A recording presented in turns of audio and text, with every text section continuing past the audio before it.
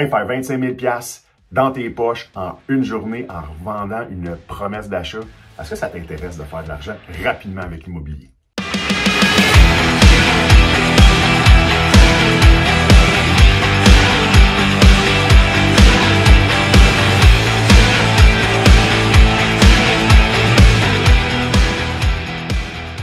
En fait, là, c'est exactement ce que la session de promesse d'achat peut te permettre de faire. Okay? J'en ai fait ma spécialité. Donc, c'est le type de projet immobilier que je préfère le plus. Donc, moi, je suis un prospecteur, je trouve des deals et 90% du temps, je vais céder mes droits sur cette promesse d'achat-là. Je vais revendre mon deal finalement à un investisseur ou à un acheteur qui va vouloir compléter le projet ou prendre la propriété pour lui. Okay? Puis ça, guys, c'est la beauté de ça. Pourquoi que j'adore ça, c'est qu'on peut le faire plusieurs dizaines de fois par année, avec un bon système de prospection qui nous fait rencontrer des gens qui doivent vendre leur propriété maintenant. Bien, ça permet justement de pouvoir céder tes promesses d'achat. C'est une arme dans votre coffre à outils que tout le monde devrait posséder, OK? Je vois souvent des gens qui viennent sur la plateforme, qui viennent me voir. J'en ai que je veux trouver des plex, j'en ai que je veux trouver des sixplex, j'en ai que je veux un triplex pour aller l'habiter. Parfait, je comprends ça. Oui, on va prospecter, on va ajouter des adresses, des dossiers, que ce que tu cherches.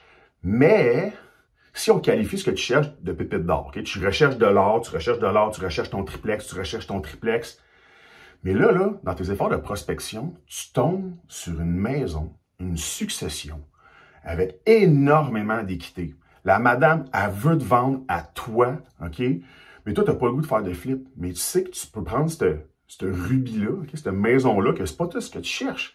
Mais il y a quelqu'un quelque part qui va vouloir l'acheter, la rénover, puis la revendre, cette propriété-là, ou l'acheter, la rénover à leur goût, puis aller l'habiter, puis installer leur famille dedans, OK?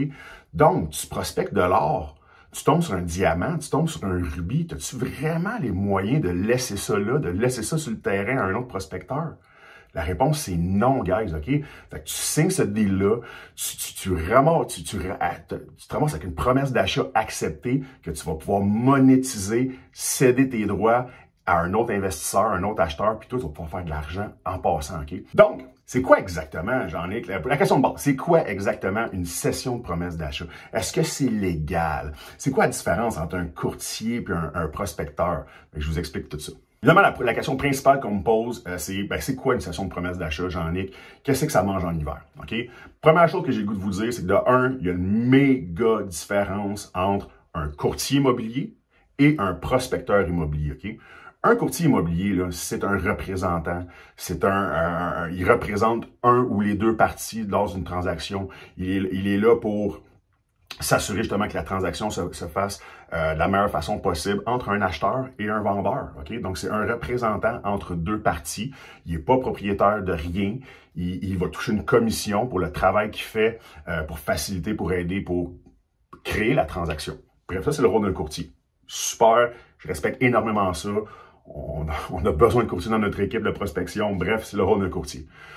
Un prospecteur, la grosse différence, c'est que moi, je vais prospecter. Okay? Je vais prospecter, vous me connaissez évidemment, des gens qui doivent vendre leur propriété, une succession d'une vie de 60 jours, bref, des gens qui vivent une situation particulière en ce moment.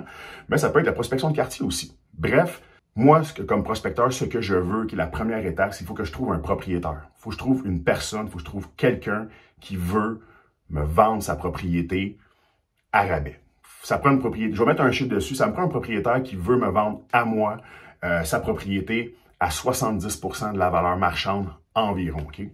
Donc, pourquoi? Ben, le 70%, bien évidemment, faut que je laisse la place pour du profit. Okay? Il va y avoir des frais de transaction, il va y avoir des frais d'entrée, il va y avoir des frais de sortie, il va y avoir des frais de possession lors de la transaction. Bref, tout ça représente des coûts. Donc, guys, première étape, il faut trouver un vendeur qui est prêt à nous vendre sa propriété à au moins 70% et moins de la valeur marchande. Première étape. Après ça, bien évidemment, il faut concrétiser ça. Ça prend une promesse d'achat acceptée. Okay? Ça prend une promesse d'achat acceptée à 70% de la valeur marchande avec ce propriétaire-là. Maintenant, là, guys, ce qu'on a entre les mains, là, on a une promesse d'achat, on a un document, on a un bout de papier avec une valeur dessus, avec des conditions, avec un prix. Bref, ce contrat-là, OK, a une valeur, OK? Donc, nous, on n'est pas un représentant de deux transactions, OK? Nous, notre bien, ce qui a de la valeur, c'est notre contrat qu'on a signé à la sueur de notre front, puis avec toutes nos démarches de prospection, on a signé un deal. Maintenant, ce qu'on va faire, c'est qu'on va trouver un acheteur, OK? On va trouver quelqu'un que lui, c'est spécifiquement ce qu'il cherche, il va pouvoir compléter la transaction. Donc, on trouve un acheteur. Ça peut être un partenaire aussi. J'ai fait beaucoup de projets en partenariat avec différents autres investisseurs. Moi, j'amène le deal, j'amène un peu d'argent ou non, et le partenaire s'occupe du reste du projet. Bref, on va avoir l'occasion de s'en jaser dans une autre vidéo. Mais bref, j'ai mon deal, je trouve un acheteur, quelqu'un qui veut acheter cette propriété-là, soit pour l'habiter, soit pour la rénover, soit toutes ces réponses. Bref, je vais parler dans un prochain vidéo, la partie 2 de cette vidéo-là, de comment on fait tout ça, donc les différentes étapes très précisément. OK? Donc, on trouve un acheteur. Après ça, on va lui céder nos droits sur la promesse d'achat. Donc, évidemment, il a fallu mettre quelques petites attentions sur notre promesse d'achat. Encore là, je vais tout vous expliquer en détail dans une prochaine vidéo. Donc, il faut avoir des petites particularités au niveau de la promesse d'achat, mais ce qu'on va se retrouver à faire, c'est céder nos droits sur la promesse d'achat. On va changer le nom de l'acheteur qui était mon nom ou le nom de ma compagnie pour le nom du prochain acheteur. Et suite à ça, cette personne-là va aller au notaire, déposer la promesse d'achat pour qu'il puisse préparer évidemment l'acte de vente par la suite. Il va déposer évidemment tous les autres documents nécessaires au notaire, que ce soit la preuve de financement, la preuve de fonds, etc., jusqu'au notaire pour que la transaction se fasse le mieux possible. Pour rappeler ça, j'aimerais attirer votre attention sur des petites questions qu'on me pose souvent. Donc, OK. Donc là, on a cédé à notre acheteur nos droits sur la promesse d'achat. Évidemment, nous, il faut qu'on se fasse payer. OK? Donc, c'est là qu'il y a une différence avec une autre grosse différence avec un courtier. Le courtier va avoir une commission, OK, suite à la vente de la propriété, payable directement à même les profits de la vente chez le notaire.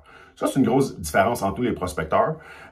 Les mœurs commencent à changer. J'ai vu une grosse différence en 10 ans au Québec sur les façons de faire. Mais bref, encore aujourd'hui, les notaires, c'est pas les notaires qui vont nous rémunérer suite à la vente. OK? Il faut s'arranger avec notre acheteur, avec un contrat de cession de promesse d'achat qui va détailler comment on transfère l'argent. Donc, moi, ce que je demande, évidemment, c'est un dépôt de 50% suite à la visite de la propriété, puis au moment où il confirme qu'il veut aller de l'avant. Et je vais demander le dépôt de l'autre 50% lors de la signature chez le notaire à la toute fin.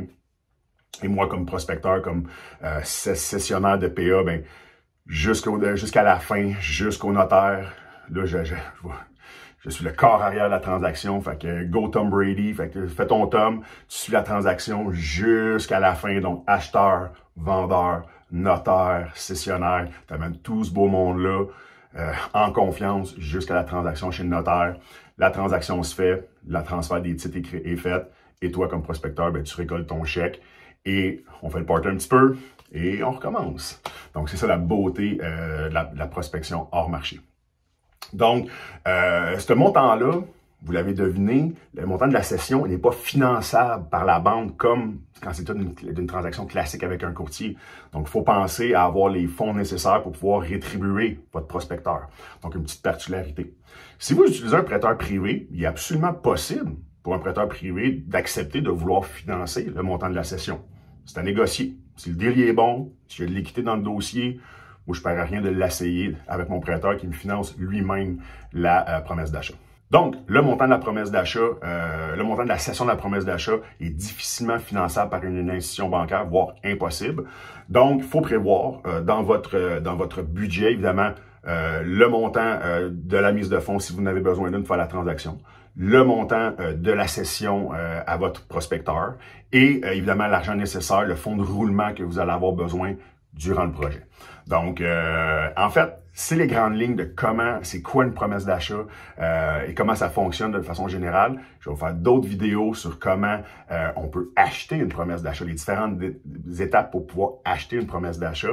Et bref, vous avez aimé? Likez la vidéo. Suivez-moi. J'ai beaucoup d'autres vidéos comme ça à vous partager. Et on se voit très bientôt sur la plateforme Mon Prospecteur, en fait. Ciao!